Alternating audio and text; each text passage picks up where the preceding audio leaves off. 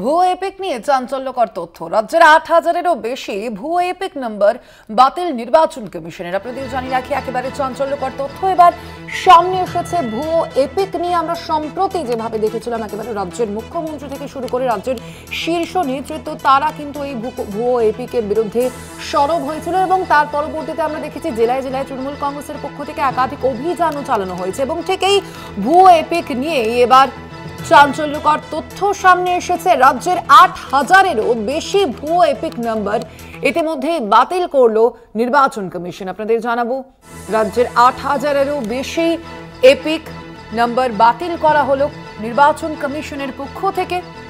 ভুয়ো এপিক যে নাম্বারগুলি ছিল, ৮,০০০-এরও বেশি এপিক নাম্বার বাতিল করেছে নির্বাচন কমিশন। আরো বিস্তারিত জন্ম ফোন লাইনে রয়েছেন বিশেষ প্রতিনিধি দীপ্তিমান ভট্টাচার্য। দীপ্তিমান, কি জানা যাচ্ছে? দেখো, যেটা এখনো পর্যন্ত জানা যাচ্ছে, প্রায় ৮,০০০ এপিক কার্ড এরকম বাতিল করা হয়েছে, যার ভেতরে সব থেকে বেশি সংখ্যা এপিক কার্ড ছিল হরিয়ানার, তারপরে ছিল গুজরাট এবং আসামের। এই এপিক কার্ডগুলোকে আইডেন্টিফাই করা হয়। এতদিন ধরে আইডেন্টিফিকেশনের কাজ চলছিল এবং আইডেন্টিফিকেশন করার পর অবশেষে এই ৮,০০০ যে এপিক কার্ড রয়েছে, যেখানে ডুয়েল এপিক কার্ড, এবং সেই এপিক কার্ডগুলোকে কিন্তু বাতিল করা হলো।